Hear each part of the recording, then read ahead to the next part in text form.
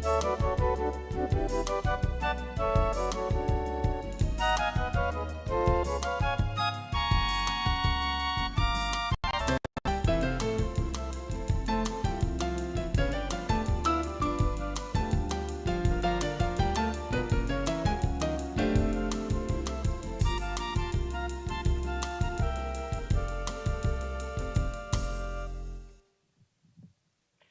everyone, I'm Alex.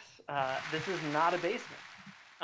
So you're probably wondering why, or if you're a long time viewer of the show, wondering why I'm back. And the answer is we have a very special episode tonight with our guest, Brian Sauer, uh, as you probably could have guessed. Woo! Woo! Uh, but the reason we're doing it this way is some of you may not know that Brian has a huge treasure trove of songs that he never plays live. And the reason is, and we'll get into this more later on, but he's got a side project. And do you want to, because I like to start off interviews with a softball, Brian, be nice to my interviewees like that. Do you want to say the name of that side project? Yeah, are you sure that you don't want to say the name of the side No, project, Alex? I'm pretty sure I want you to. Oh, okay. Well, I guess I will then. The name of the side project of the band, as it were, is the Sweaty Toilets. Oh, shout out to Brian's mom, who's probably listening. Jeez, yeah, man, she is listening. I guarantee it. Low blow. Yeah, so as you can tell in this side project, we did not name it with the intention of ever having anything about it ever come to life or be played live. Well, I don't know about that. Oh, okay. I think it's a great name. Are you implying that it's not a great name? I am implying that I would have thought differently about it had I known that this was ever a possibility. How diplomatic of you. Sometimes your friend just starts a public access show in his basement and things get weird. And here we are. Here we are. So, in store for you tonight, we've got basically a bunch of new Brian Sauer material with a little bit of a different twist. And that's because all of these songs were originally written to be punk songs, right? Yeah, like shitty lo-fi skater garbage punk music. Yeah. And so we've got a clip for you here that we're going to play just so the audience can get like a taste of what this music normally is. And then we'll talk about why and let Brian show what he's done with some of the songs.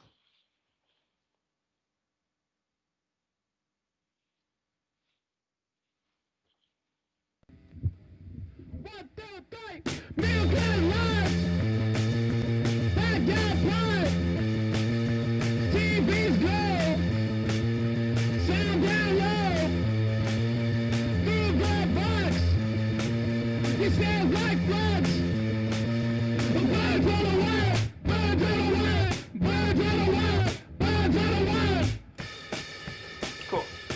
That's probably a good snippet, right? Oh, we were jamming to the whole song.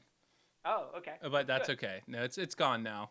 Good job, okay. Kim. Good response. Yeah. I was under the impression that this was a teaser, not the main course. Well, the song's only 1 minute and 12 seconds long. That's the beauty of punk. Yeah. Okay. Well, we're gonna chalk that one up as an error on the guest host part. Sorry, everybody, for taking away your tantalizing morsel there. Yeah. But basically, do you want to talk about why we did punk songs? Yeah, I actually mentioned this last week on the show, I think with Scott, about how I really like punk music because it's all about the attitude, whereas a lot of the stuff that I normally do is very lyrics focused, and like live punk shows, it's very hard to decipher what they're actually saying. As you could tell from that clip, that's kind of what we were going for. So I thought it would be interesting to do some kind of music like that, but with lyrics that are actually interesting. And I don't know if you mentioned it, but you said they're like Brian songs haven't been recorded, but you wrote all of the lyrics to these, and that was my big reveal. Yeah. but yeah, so I really appreciate the subtle dig that you wanted to do something less lyrics focused, so you brought me in to write the lyrics. Uh, um, but yeah, so this all got started where, like most projects that Brian and I end up doing in our spare time, he had an idea, something he wanted to do. I was like, okay, I'll put in something that's about 20% of the work. And then I just got this wonderful experience that I recommend that every viewer at home do, which is just you write something, maybe it's good, maybe it's not, and then you just make it someone else's problem immediately. So I would email these poems, songs to Brian, and he would then have to make a song around it. And if that weren't hard enough, he had to make a song around it uh, all within a month. So we did an entire album every February for 3 straight years as part of a song challenge, essentially. And so we'll talk about this a little bit later about how it was an opportunity to try new things, about why you impose certain restrictions and conditions on your work. But I kind of want to give people watching just a sample of what we've done with these songs, which is basically take these punk songs like you heard that are not really conducive to playing live without like a full band filled with like probably drunk teenagers, and and instead make them live songs. So I think Brian's gonna lead with the first one. Yeah. So this first song is called "The American Way," and we'll play it and then we'll talk about it afterwards. Yeah. Okay. Cool. Yeah. I'm just gonna adjust my headphones and we'll get going here. Cool. Oh, someone's calling me. Oh, it's not a fun call though. It's a junk call. Damn it. And I guess while I'm on that topic, Yeah. we're watching the live chat down here. So if you just want to get in there and say hello, or got some question or comment or concern or musing or law or decree or anything like that, throw it down there in the chat and we'll read it on here. That's Yeah. worth its weight in gold. And frankly, if you're a longtime Sweaty Toilets fan, I don't necessarily care if you have questions. I want to ask you questions. Mostly yes, why. yeah, right. Who are you? Yeah. Where? Yeah. Let's talk about it. So, yeah. Okay. Anyway, this song is called "The American Way."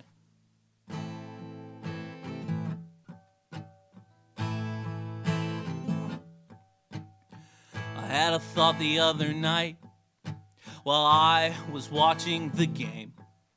The commercials, they never felt right. Like vampires, they drain.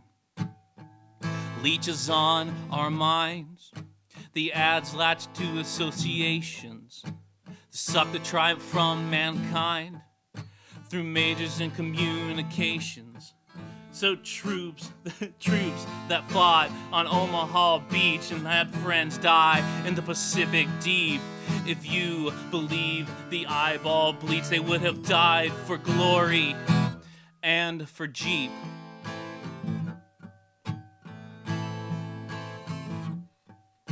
An open heart is laden with love, as long as it's jewelry around your neck. The memory of mitt and glove brings nostalgia and then a check. MLK suffered and died for a dream. It has nothing to do with buying cars. How callous would our messages seem from Birmingham's jailhouse bars? And try as we might to drill right through till secret becomes profane. And what we are and what we knew, it's just another brand name.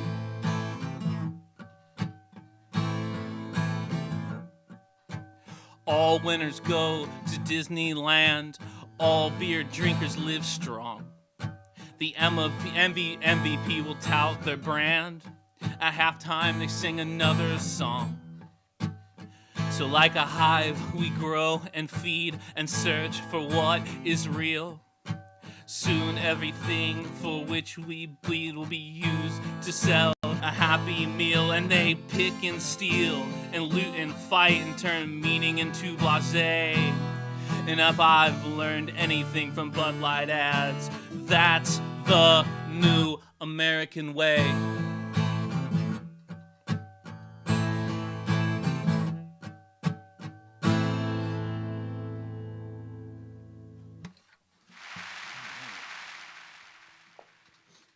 That is super gratifying to hear that song in that context. Yeah, that was uh, my best Johnny Cash impression. yeah, I thought it was pretty good too. I like. Um, so yeah, as we were kind of alluding to before the song, um, we had this sort of crazy songwriting process. And then when Brian first talked to me about, hey, do you want to guest host again? There's some ideas we could kick around. We decided to make another crazy songwriting process for Brian to go through. So you'll notice, um, as a frequent commenter in the show that loves to make fun of the ukulele, that is not a ukulele on your lap. Right, it's not. This is a 12-string guitar. It on the inside. It's my brother's actually. It's my older brother's, and I have no idea how it ended up in my house. But I strung it up a couple weeks ago. It's a for all you gear guys out there. It's a Yamaha FG230 and Red Label, which is apparently something. I don't understand this stuff, but yeah, I started trying to play it for these songs because I was like, well, if Alex is going to take some time out of his busy day to guest host, I'm going to give him the gift of trying to learn how to play guitar. That's all right. I think you got the last laugh. My fiance has now picked up the ukulele, I assume in a large part because of your horrible influence. Yes. So now I'm just surrounded by it. There are dozens of us. But I think it's kind of cool because I think that it has this through line with what we were trying to do when we wrote the songs originally, which is basically like use this as an opportunity to just challenge yourself and do something you wouldn't otherwise do. So do you want to give the viewers a little bit of background on what the song challenge we were doing was and why you thought this is something that was worthwhile? Yeah, this thing, I don't even remember where I found out about it. It's called the RPM challenge. It happens every year. And it's and it's a thing where you just write and record an entire album in a month. And there's no winners and there's no like real restrictions or anything. It's just like do it and upload it, and all these weird people upload theirs too. And so I just thought that would be a fun thing to try. But I knew that, and I also wanted to do some. So I wanted to do some stuff with other people, not just by myself. Mm-hmm. And so I thought that this punk music that I had recently discovered back then. That's 4 years ago now, I guess. Would be a good. I could probably fake that and be able to write really short songs and do 10 of them a month. It's 10 songs or 35 minutes. It was what counts as an album, whatever comes first. So it was just something. It was kind of a necessity in order to record an entire album with lyrics and music and write it in a month. You really have to get efficient, and I thought I could figure that out doing the punk music thing. Nice. Well, why don't you play another song here, and then we'll talk a little bit more about what that collaborative process was and what you got out of the whole experience. Okay, sure.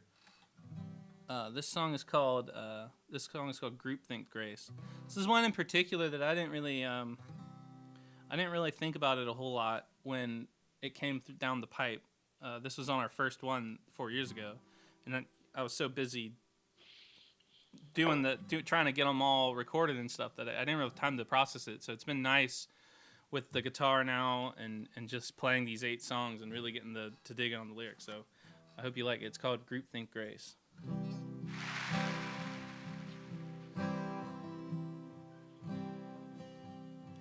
I've been thinking a lot about how we dispense grace. It seems such a great deal, it's such a great waste to rush to forgiveness.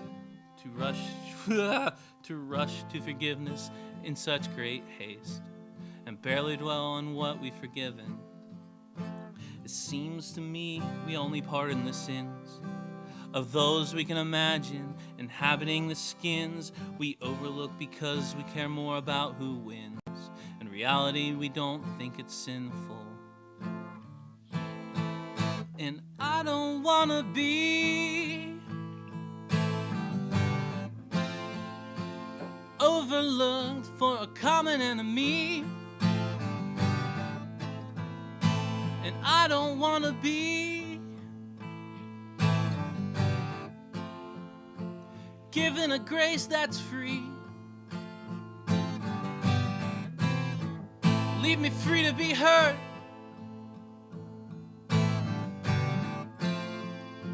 Just leave me be. It's a miracle to be truly forgiven.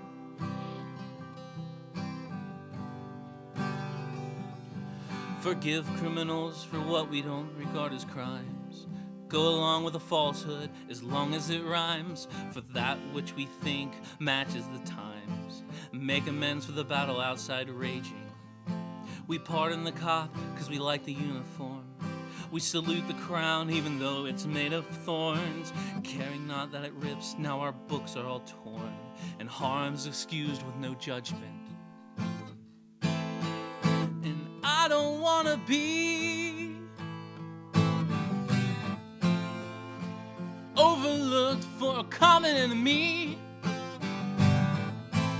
And I don't wanna be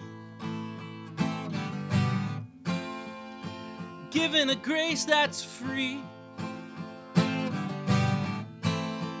Leave me free to be heard. Or just leave me be.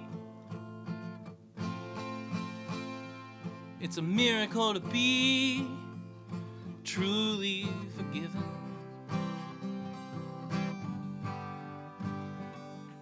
Well, if I do wrong, then I want it to hurt. And in turn I want to be treated like dirt, to be stripped of my badge and even my shirt, so I'll know real grace when it's given. So if you find me down in a real bad place and raise your fist to bring down the mace, and your hand stays although you think I'm disgraced, you've given a power made perfect in weakness.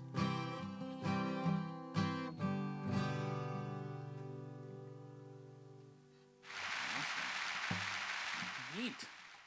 Awesome. Well, we got some comments coming through, Alex. So I'm gonna. Oh. Do you mind if I read a little of them? We got, No, please do. Yeah, we've got. Oh, and if we're doing a new thing with the sound here, this is a new mic setup. So if you got tips on that out there, put them in the comments. Or send me a text or whatever if we can balance it out better. Anyway, we got my dad. He's first in there today. He says, I remember the Battle of the Bands when the judges said the UK would love you guys. I took that to mean they meant a punk vibe. They picked up a punk vibe. Maybe. I've heard that before with certain songs of mine from various random people. I think there is an influence there. But I also think one of the things I'm learning from doing this week is that the line between like a punk music and like folk music and like roots rock and roll is very, very slim, I think. Cool. We got, Kim. Kim says, when Brian records a Sweaty Toilets album, I can hear him screaming the lyrics from the basement all the way up to the second floor. He really gets into it. I do. Yeah, sorry. That is not only am I ruining Brian's life for a month, I'm also ruining Kim's. This is the power of just being able to send things and make other people deal with them. We've got just one more. We got a little family strife. And Kristen says, boo, bring back the uke. And then David says, boo, 12-string is where it's at. Well, it's his guitar, so I hope I'm not bringing it shame. But anyway, thanks for the comments, everybody. Keep throwing them down there. How fun was that? You get to get your stuff read on the internet. That's pretty cool. All right. Anyway, what do you think, host? What are we doing? What are we talking about now? Oh, so how gracious of you to keep yeah.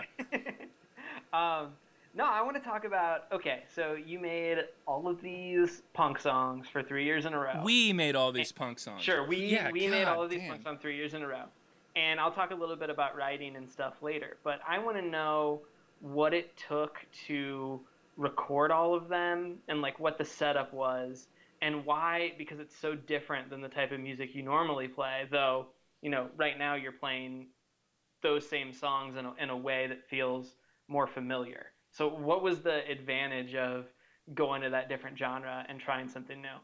Yeah, well, the stuff that I do is very simple recorded too. It's not it's pretty much just one mic, sing into it, overdub some parts. It's pretty simple. But I didn't want I just didn't want to do the same thing I always do, just to kind of stretch. So I had to think of something similar to that. So the way that this is set up, the way that I did it is, you can't. I can see myself on the screen, but this is a practice guitar amp I'm using as my monitor today. It's real small, just a cheapy guitar amp. So what I would do is I would put my bass guitar through that and turn on the distortion. So that's what that really grody guitar is. It's just a bass guitar, which we've done on the show before. And then for the drums, I set up the drum set, and there's a technique where you can stick the one microphone in between the snare and the kick drum and right under a cymbal, and it collects kind of the right ratio of all that. So I did that for the drums. And then for the vocals, what I did to make them sound real blown out is I actually ran them through the same guitar amp that the bass was going through. So the vocals actually have distortion on them, and that's why they sound like really blown out and really maxing. So basically I was able to do almost all of it with one mic and this cheapy guitar amp. And so it was just a matter of plugging the mic in, plugging the bass in, and then moving the mic to the drum set in the other part of the room. So you can knock out all three parts pretty easily. Cool. And then, so what was it like then, years later, to have a finished product, ostensibly finished product, and then be like, okay, for my show, I'm going to go rip these up again and make it something I can play live? And what was the value of like digging into things that you hadn't looked at in the last 2-3 years in some cases? It was pretty interesting because I tried to keep it. I have all the lyrics. I could have just written new songs to them, but I tried to figure out what the chords should be that might have been missing from the punk style. So when I use my guitar, my bass guitar, it's just an open fifth. It's not really a chord. That I've been getting into chords lately, if you know, if you watch the shows. But when at the time I was just doing open fifths, which are neither major nor minor. Major key's a happy, warm sounding. Minor is a kind of suspenseful, sad sounding chord. So it was cool because I went in and I said, well, I have a C chord here. Should it be a minor chord or a major chord? And just judging by what the song kind of sounded like in my head. And so I kind of went through and I just put the different major and minors on the already existing chords, and slowed it down a little, obviously, and yeah, so it was fun to be able to do that, and like I said before, find that like that common lineage of like roots rock and folk and punk, like they all come from the same place, which is probably like a blues tradition. Yeah. So yeah. Well, I could talk more about that, but that seems to be as good of a segue that I'm ever going to get into the next song, which I think kind of has all of that going on. So I'm just going to shut up and let you play that one, and then resume this conversation, if that's cool. Yeah, this is it's called Good Old Days.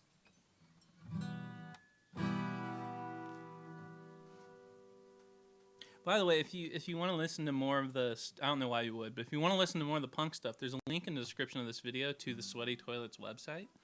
And also, all the lyrics are in there. So if you feel real adventurous tonight, we still got, 5 more songs.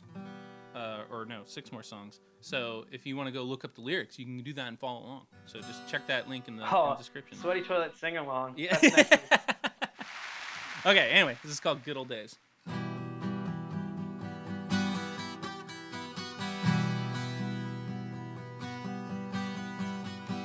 Outside the train station, a man slaps his child. The faces of disapproval of the scattered crowd. It won't stop the next time, but child, next time he won't be bolder. Well, spent kids in the good old days. Well, I hope the good old days keep getting older.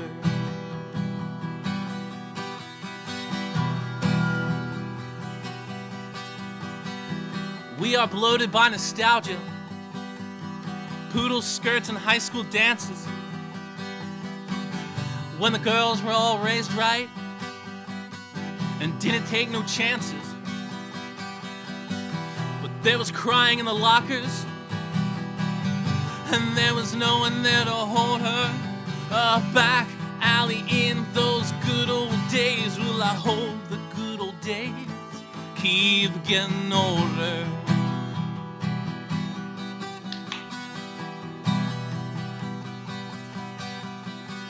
Our leaders keep imploring to bring back the dream. But Senator, please realize that Lily White ain't squeaky clean. Our shame got tucked away,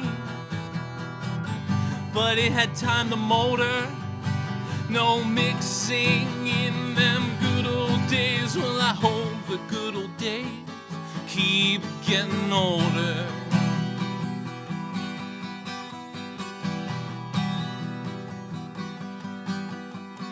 So let me ask you something.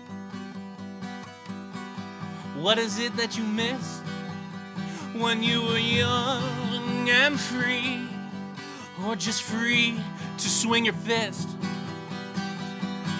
The world is turning away from you, dug in against it like a soldier. Not long for the good old days, 'cause like the good old days, you're getting older.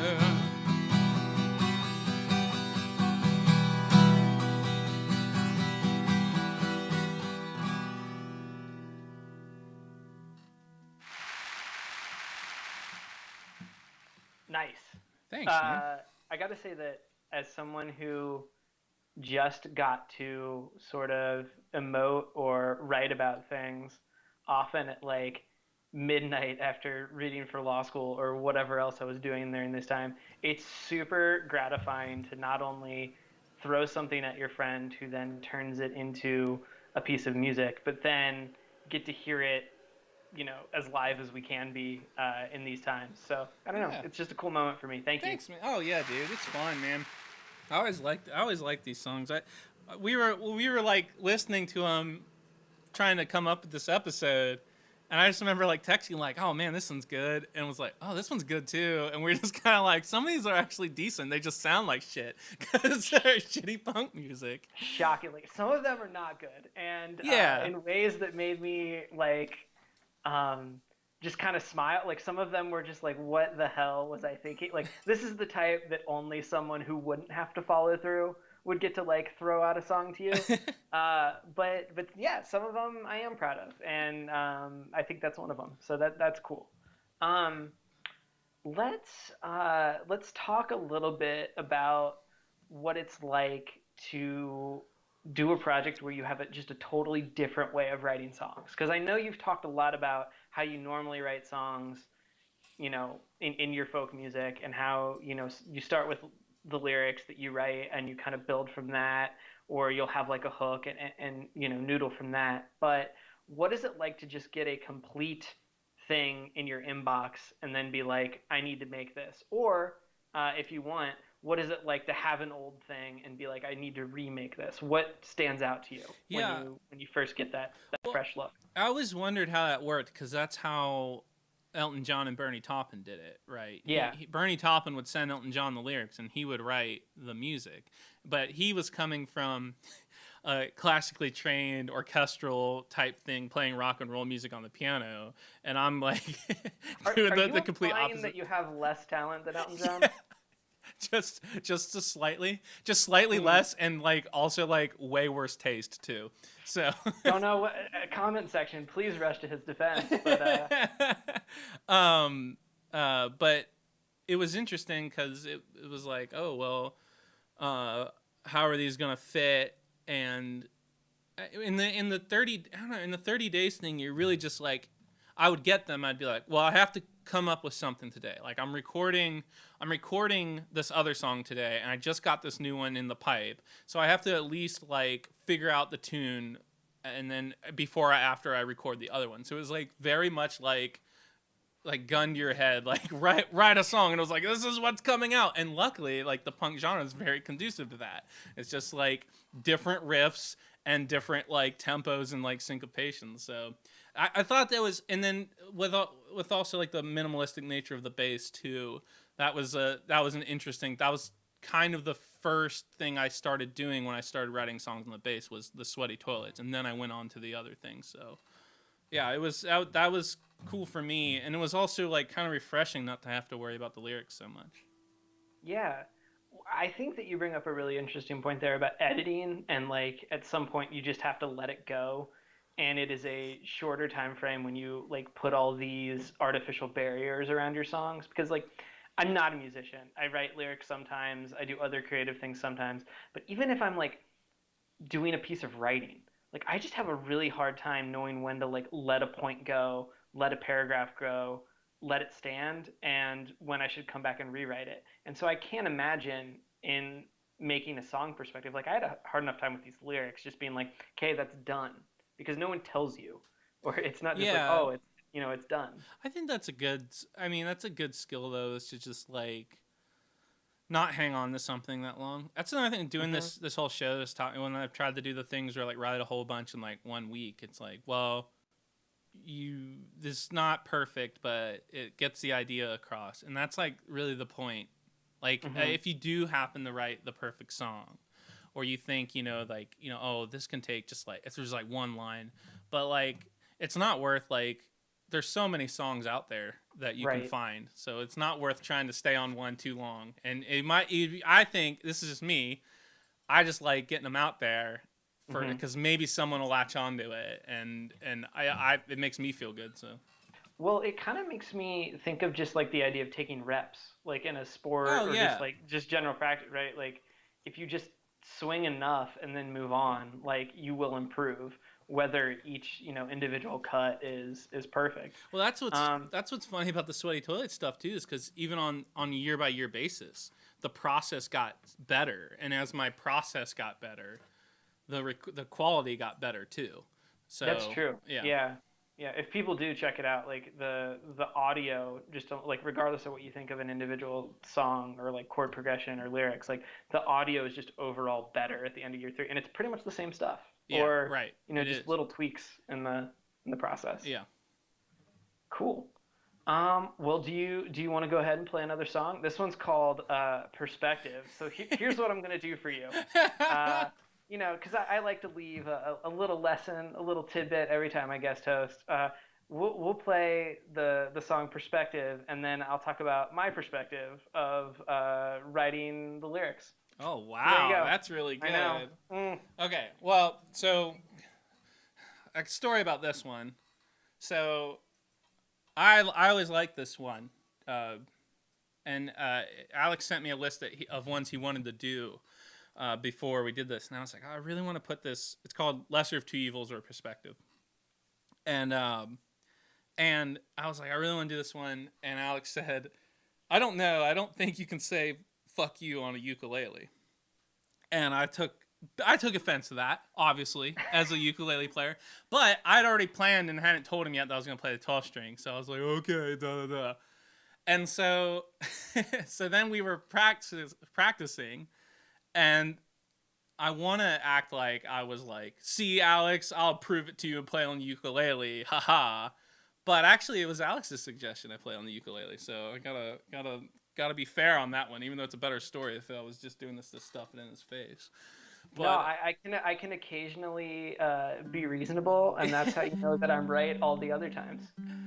yeah, and normally I don't apologize or make disclaimers about what's said on the show, but this does have quite a lot of fuck yous in it. So if that bothers you, it'd be a good time to maybe get a beer or make some nachos or change your laundry or whatever. So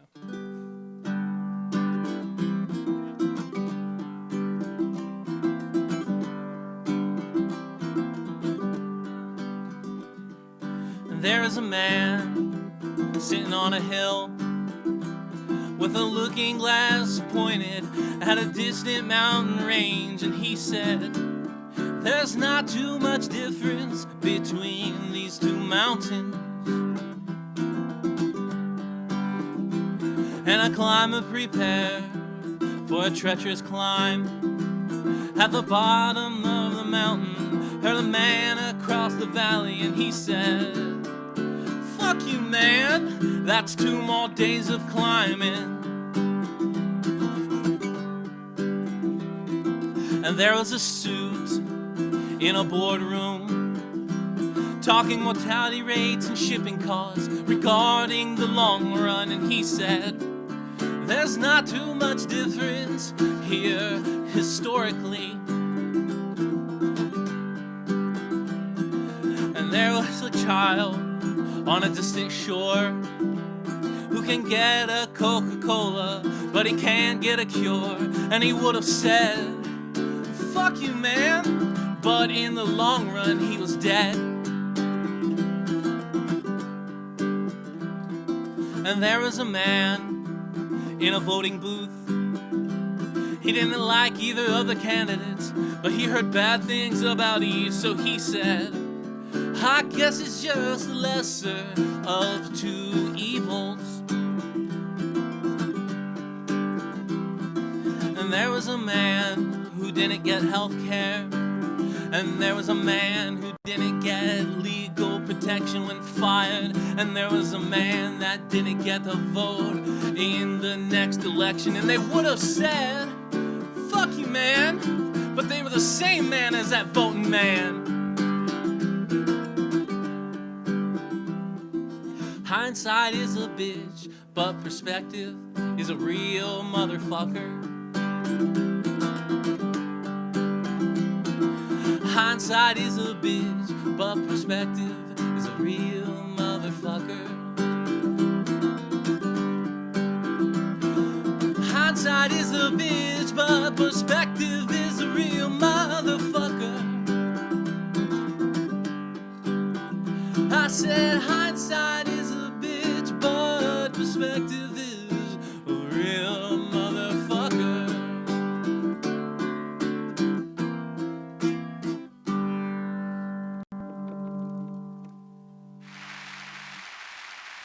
Alex wrote the words of that one, not me. Let's before we move on, we got some comments. We got comments. We got, hey, Scott says what up. What up, Scott? That's all it takes. That's all it takes in the chat, people. You just say what up, and we'll say what up back to you. What up, Scott? Glad you're here, man. So my dad says, so Alex, are you primarily Bernie, or do you help Elton with the melody? Curious how you guys work together. Bernie or bust for me. It's pretty much I just write it and try to make it a coherent block of text that says something, and sometimes it works, and then I hand it over. And sometimes when Brian is writing his normal stuff, he'll like run drafts of songs by me, or be like, hey, I've got this new song, what do you think? And like occasionally then I, as a friend or whoever, like give advice about the music. But for these, I sort of intentionally would just write a thing, throw it in an email, and let Brian do his kind of like postal service thing to it, and it would come out a whole punk song. And that was cool. And then the other cool part of this was when we were talking about the show and Brian was reworking everything, I finally got to be like, oh, let's like do a more collaborative, like, I like that song on the ukulele better than I like it on a 12-string guitar, or, how do we adjust this? So I got to have a little bit more input, but frankly, like I just don't have the music chops to help out to the extent that I otherwise would want to. So I try to just be hands off. Well, the other thing is it's the time constraint, the way we do this too. Oh, definitely. We were cooking up something like earlier this year. It was late last year, I think. Mm-hmm, mm-hmm. And we did a little more back and forth on it. I was like, oh, what do you think of this music? And you would say, oh, I want it to be more of this vibe. And I would say, oh, can we change this line? Like, and we came up with a really good song out of that. That just takes a lot of time. Like it takes a lot of time to go back and forth. But yeah, basically for that, it's just the email dump, and then usually I massage them a little bit because to make them fit in, or like remove a syllable, put a new syllable in. But other than that, they pretty much go in. I try to make them go in as pure as they can. So that's a good question. One of the crazy things I learned throughout this process was, as I was writing these, I would have a melody in my head or I would hear something and I would be like, "Oh yeah, like, the rhyming scheme's a little weird on this one, but it makes sense. Like, Brian will get it." And then, not more often than not, but enough to be somewhat of a pattern, Brian, whenever it was like in any way unconventional, Brian would be like, "What do you mean here? Yeah, yeah. Like, is Well, this, BA? Like, is this, yeah, like, in talking about the rhyming scheme?" And it's just really weird because, um, I guess what you realize is like in spoken word poetry or any sort of like lines that you can say in your head, you have full control of the cadence and the tempo and all of these other things. But for someone who's not incredibly music literate, to, a big fan but not versed in the vocab, to be able to translate that on this short of a timeline, like I think that were we in the same location, sitting in like a studio oh yeah, context, like totally. we could have taken some time and like gotten it. But over email, like just not going to happen. Yeah. And I remember a couple times, like I tried to record like myself singing a snippet or record like a tempo or a pattern that I thought fit. And like Brian would try it that way and it would take like 2 hours and he wasn't getting it. And he'd just be like, "I went with this." Yeah. And like, that's fair. Like, that's what you have to do. Yeah. That's a good question. Thanks for Yeah. the question. The the other thing that reminds me of is the fact that like not only did Brian get better at writing for this genre and the recording process, but I think like just in general the type of like music that we made as you go through those, like that first year, I mean there are some like punk songs on there that are like really long Yeah, they're like and five really minute hard to play. long punk And songs. Yeah. Brian played one actually on another show called Samuel Beckett, like Great Suzuki, and it was just really long. And as someone who never ever gets to hear those songs, I was just like, man, like as a piece of writing, I think this makes sense, but it maybe is a little indulgent. As a song, it's just too long. It is. Even though I like it and Brian likes it, I think. Yeah, no, I like it, and I think that, but a part of that, half that part of that's the music too. It seems so long because the music doesn't change enough. Like it needs like a Yeah. different middle part If or you had something. like a Yeah. full band and you could Yeah. give your. Right. Right. Mhm. All right. Any more comments? Anything No, else? that's pretty much it. We Cool. got. Oh, Kim's got something. All right. Are you gonna? Are you gonna? You want me to read it? Oh, Kim said I can read it. Alex, don't forget to give your perspective on the last song. I'm curious to hear it. Who said that? Kim said that. Oh, Kim said that. Yeah. Kim. Oh, my perspective on the last song. Okay, so that song. So as you can tell, like so many of these are either very bleak ruminations of the world. I don't know what's been happening in the last couple of years, but maybe if you're the type that like wants to sit and write something alone, it might not be happy. That's the gist I'm perceiving. But a lot of them are very political. And purposely political because Brian was like, let's make a punk album. And when I think of punk, I think of like the Clash and the long sort of like tradition of more protest oriented music, more like upset against the status quo.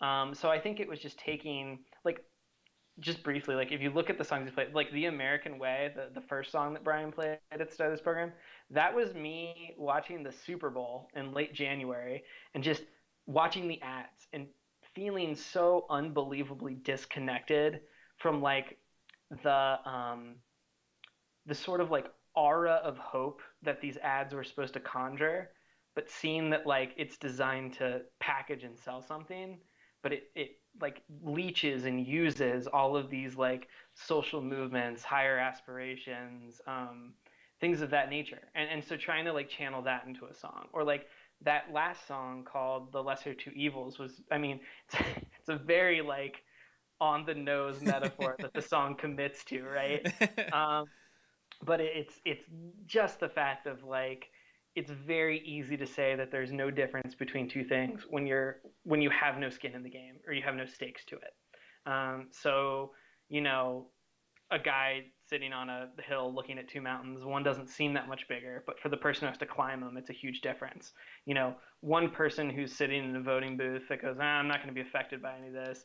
I don't like either of these two people. And then life has a way of making you very much care in hindsight when you lose your job, lose your health care, lose your voting rights, et cetera, et cetera. So that was sort of the point of those. And I think those are pretty indicative. I mean, Brian can chime in here, but like that's pretty indicative of the type of lyrics that you got. I mean, most of them were like trying to have a, a discrete point about something like political or morality adjacent. Yeah, most of them aren't as that one's definitely, like you said, a little on the nose for Oh most of yeah. them. But I really like the ones that are like based on events that I hadn't heard Mhm. about or books that I hadn't read, or like there's a song about the Manifest Destiny on the Mhm. first one. That is a really fascinating. That was a really fascinating event that happened, and it draws parallels to the current like migrant crisis around the world.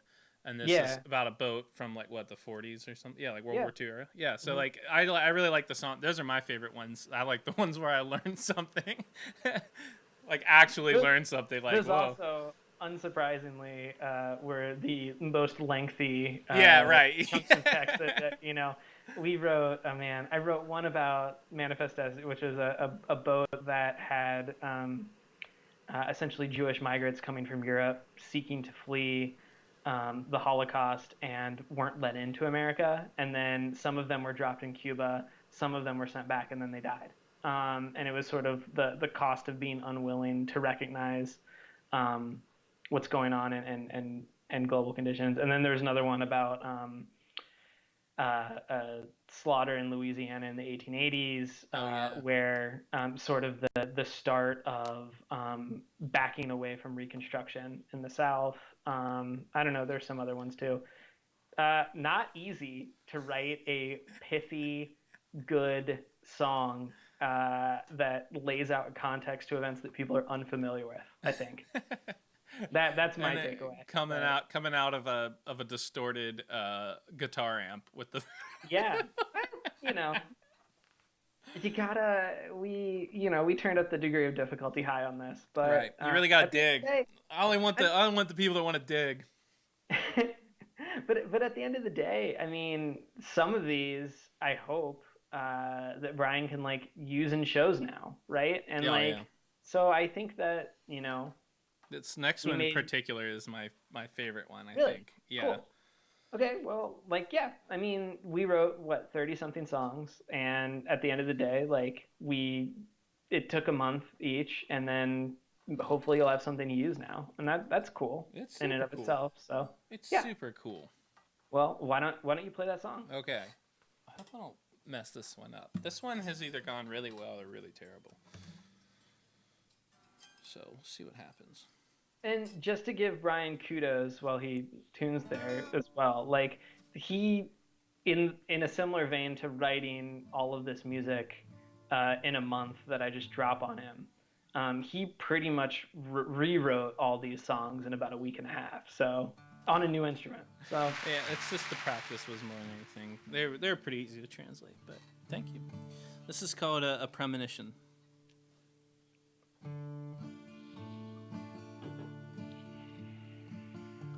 A premonition. I think that Icarus fell despite his father. Welcome to the splash of cold water, of foreign faces tied down to a bench. Once you smell it, you can't get rid of the stench. I fear the stories that we told ourselves as the bread piled high on the shelves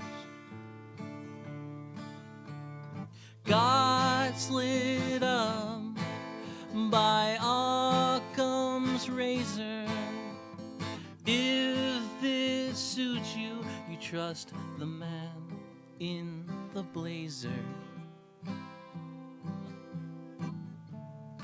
I see this hate is a simple explanation for how the train hurtled out the station. White hot engine, hot cold shrieking, can't stop now, the justification is leaking. This ends, a final straw on a mound of petty. The rumpled trash of day-old confetti.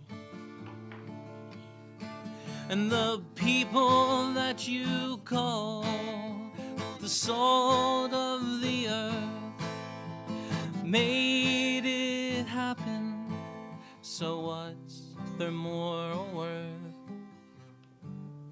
A premonition.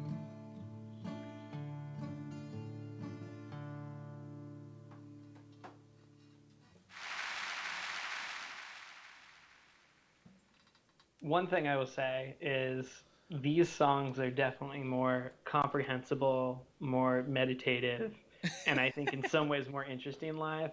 But they are not pick-me-ups. Yeah, that one is really similar to the recording, but just much slower.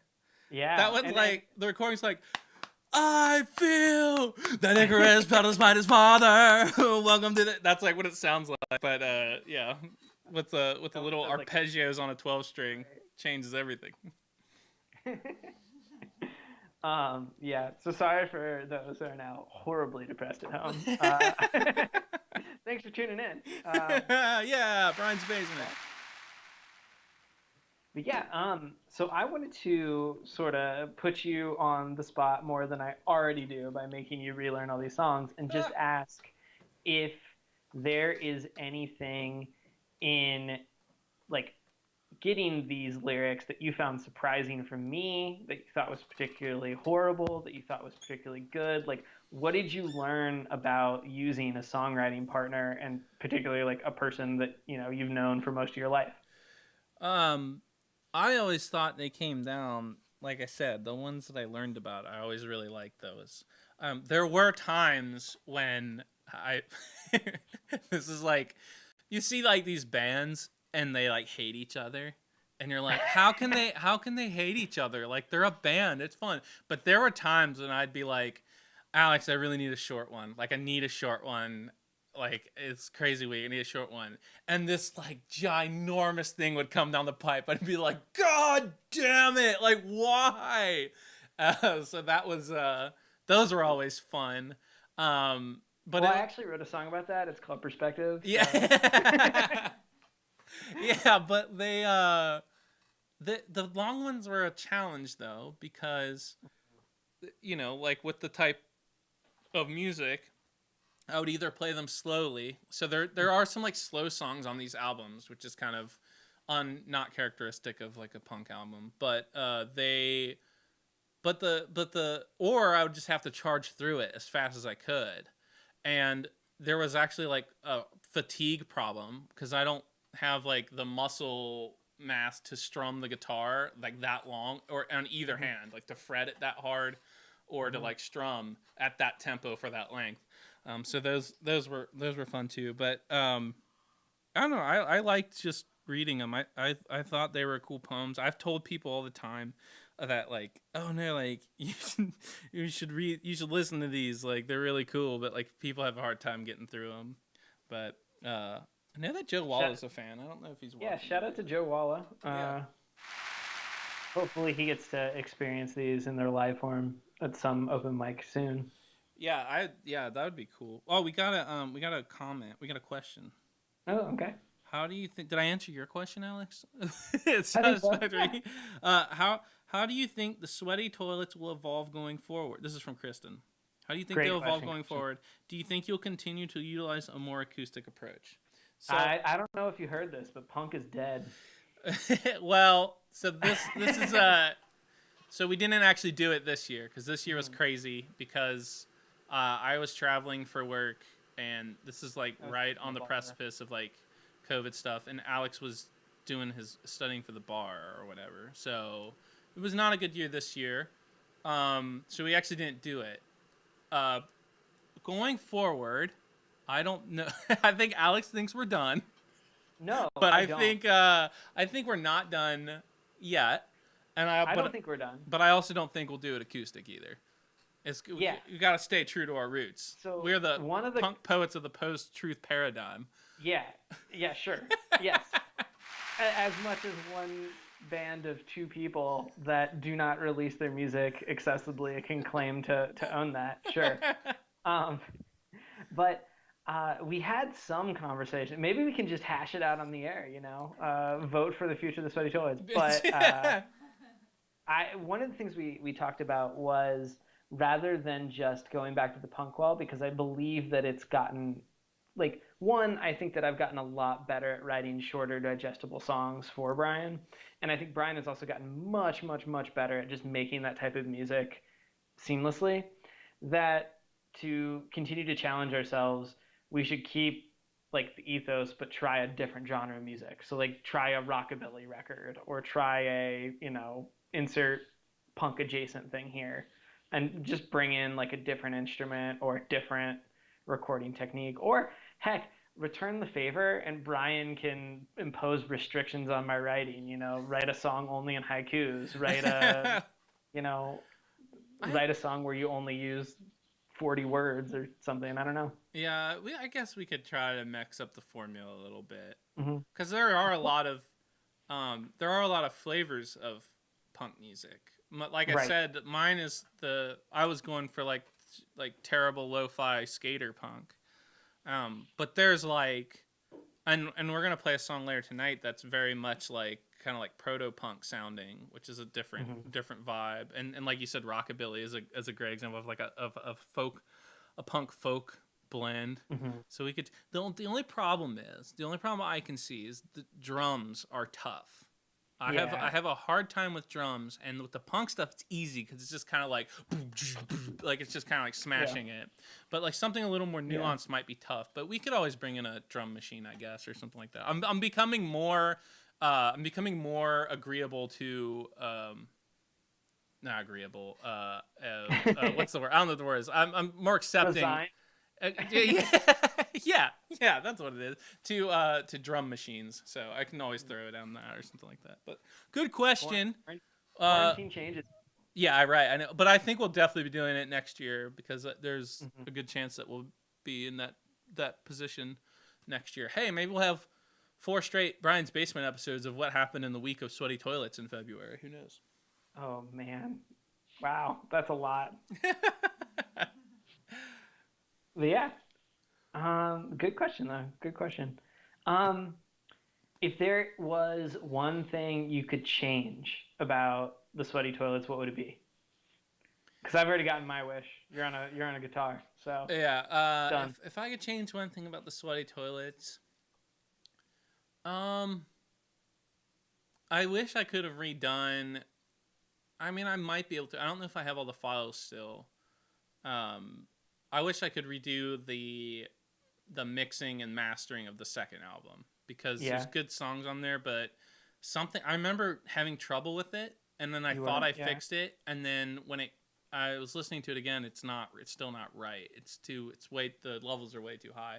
I could try to go. I'm sure I have at least some of them still. I've gotten better at being more organized and archiving my music recording files, but at the time I was going through multiple different computers trying to find something that worked. So they're probably all over the place, but I think that's my main thing. I wish it was that.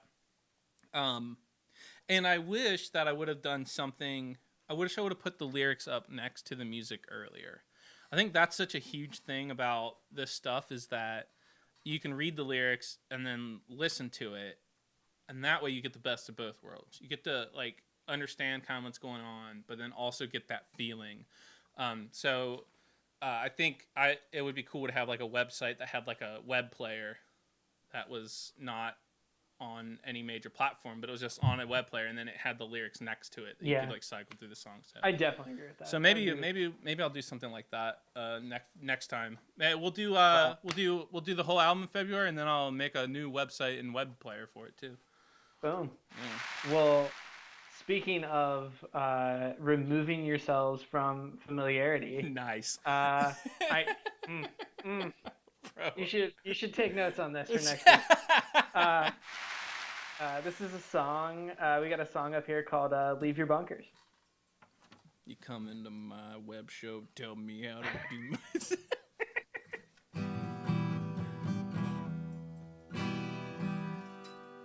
Something's not right there.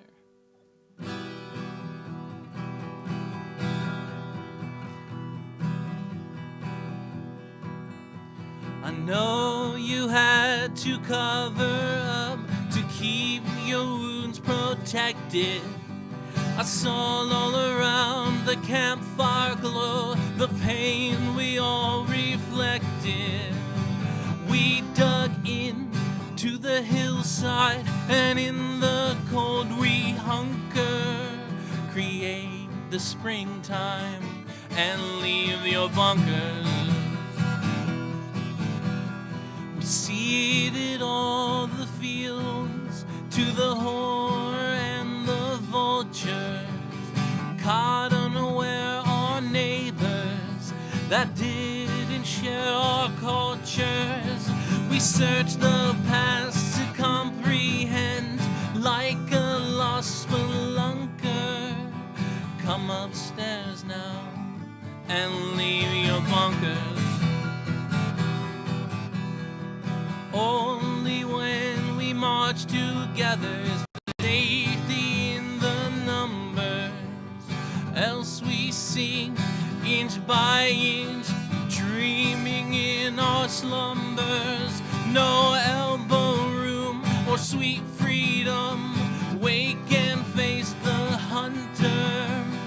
Come rise up now and leave your bunkers.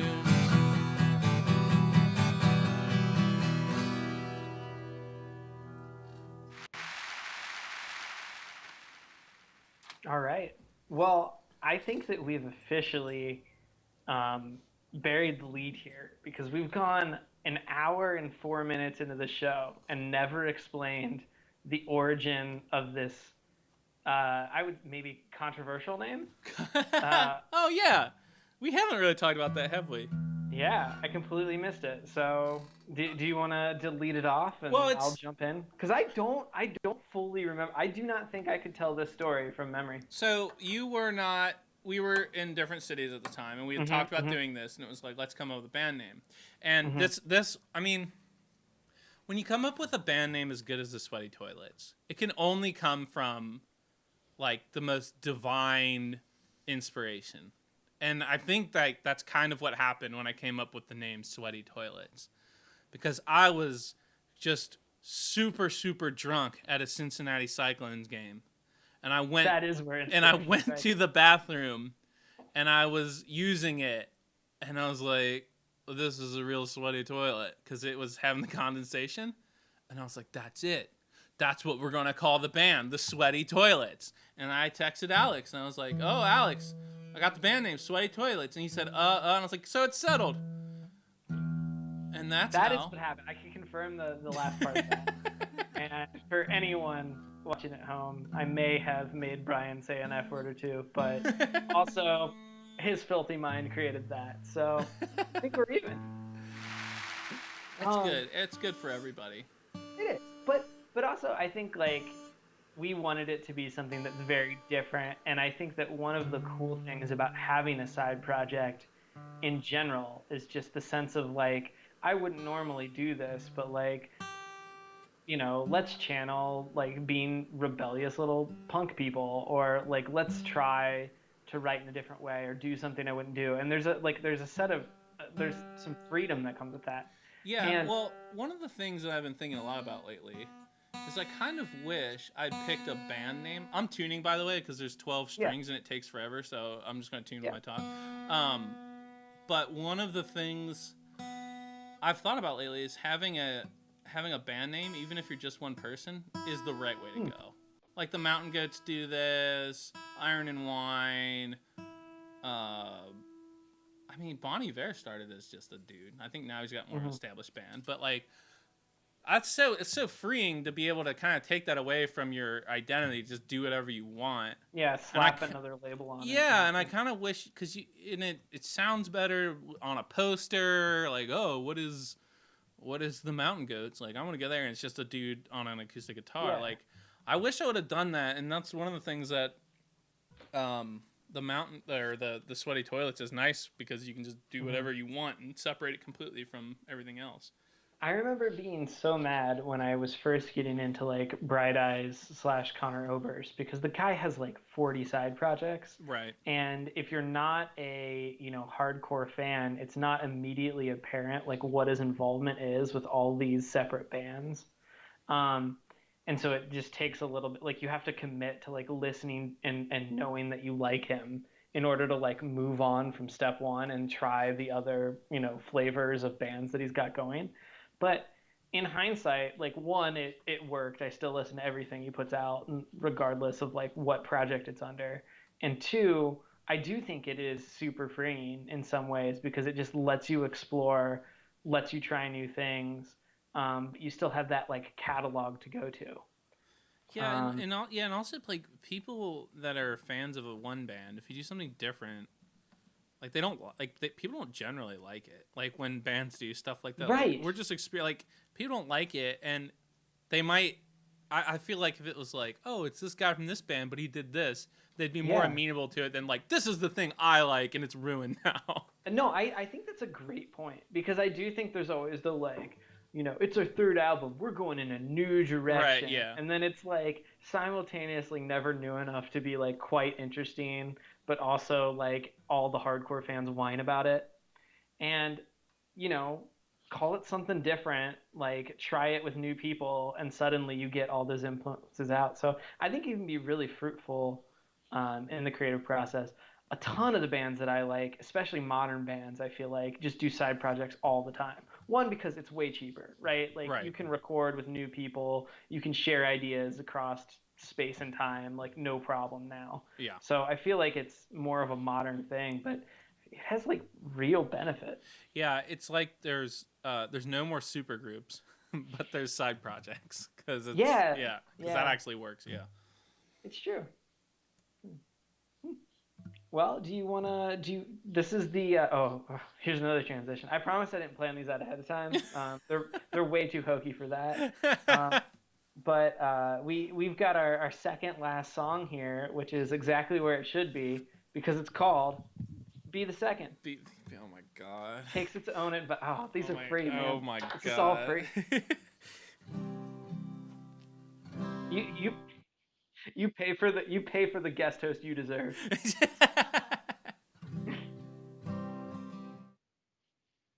If you're going to do it by spit and brains, and you still want to see your gains, avoid the pitchforks if you're gonna be right. Better be careful when you bring the light. Galileo knew the truth of earth and sun, and for his truth, well, he was shunned.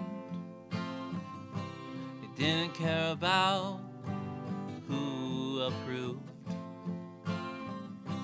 and so he uttered, still it moved. So if you care about that sense of recognition, your truth is power, but stop and listen. You can do what has to be done, but don't expect applause when you follow the sun. Salem witch trials and magic mushrooms, Scientists get prizes on bonfire fumes. Or you can prove things like Marie Curie. I hope you don't mind dying in agony. So if you care about that sense of recognition, your truth is power, but stop and listen. You can do what has to be done, but don't expect applause when you show them the sun.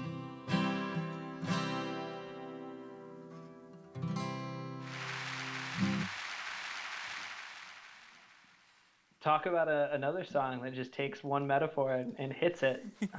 But I liked it. I like it too. Yeah, that's a good one. It has a nice little half tempo part in it. I like that.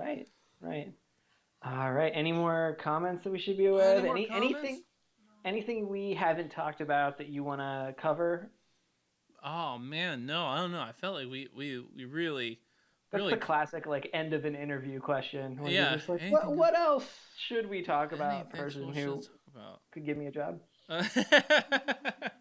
No, I think we covered all the bases. We talked about the Sweaty Toilet's name and what it is, and it was just a fun experience trying to learn how to play guitar at all.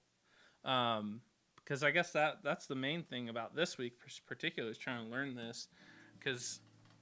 It's funny, like, with Aaron learning the ukulele, I was trying to learn guitar at the same time. I was like, oh, this is what this feels like. And you forget sometimes what it feels like to learn again. So, we're getting a little better than it was at the beginning of the week. Awesome. Big news in our house. She has moved on from playing exclusively Taylor Swift cover songs and now has a more well-rounded repertoire of cover songs that aren't just Taylor Swift. She's a purist in that she will only be a cover artist, she has told me. Really? Yeah. It's a weekend. We'll see. Yeah. But yeah, big news on the ukulele front for the. I don't know. We don't have props this week because I'm remote. So I've got a prop. Maybe we just. Oh, okay.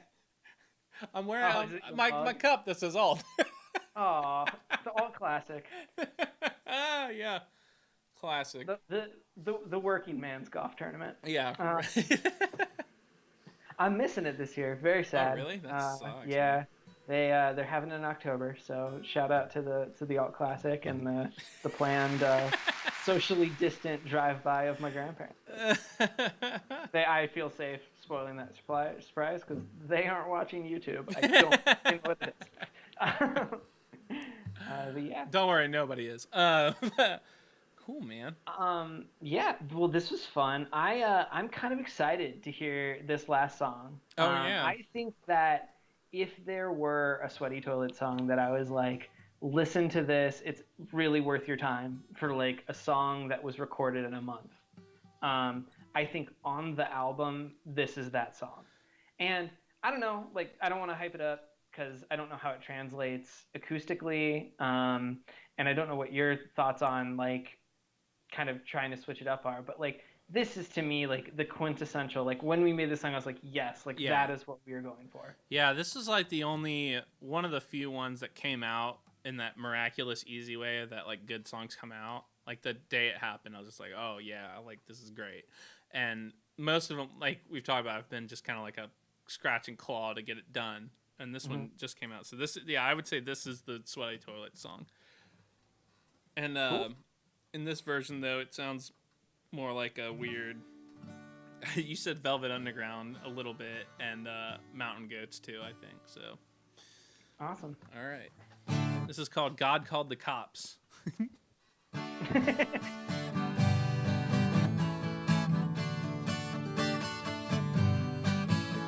Now, ever since I was a boy,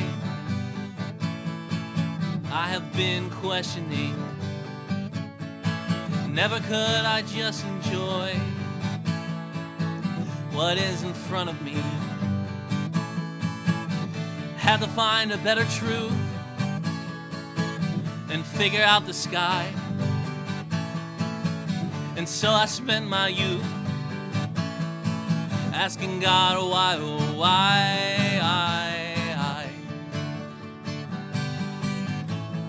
But once you start asking and see the gaps in everything, what good do these questions bring? God called the cops, called the cops, called the cops. God called the cops, called the cops, called the cops. God called the cops and they questioned me. You have everything, why can't you leave it be? God called the cops and I don't give a damn.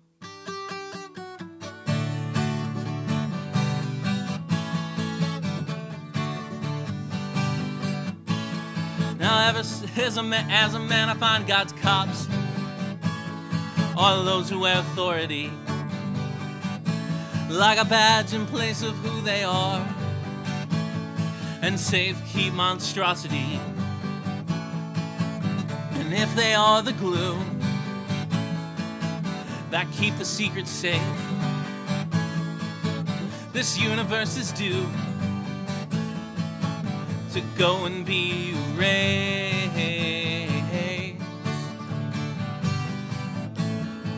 But if they're hiding so damn fragile it could break, what kind of God even makes mistakes? And if you need to protect him with a power show, well maybe I already know. God called the cops, called the cops, called the cops. God called the cops, called the cops, called the cops. God called the cops and they questioned me. You have everything, why can't you leave it be? God called the cops and I don't give a damn. God called the cops, called the cops, called the cops. God called the cops, called the cops, called the cops. God called the cops and they questioned me. You have everything, why can't you leave it be? God called the cops and I don't give a damn.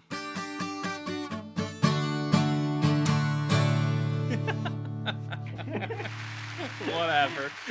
I had fun listening Yeah, to it. it was fun to play it. Oh, Yeah. man.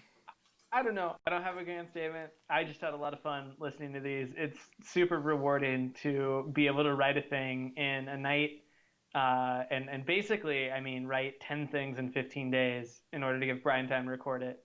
Oh, yeah. Pass them off, have them come back as a complete thing, and then 2, 3, 4 years later, have them come back as a new zombie thing. Yeah. That's a lot of cases better than the original thing. Lots So, of fun stuff about writing your own songs, you know? You just have a laugh at it and see what happens.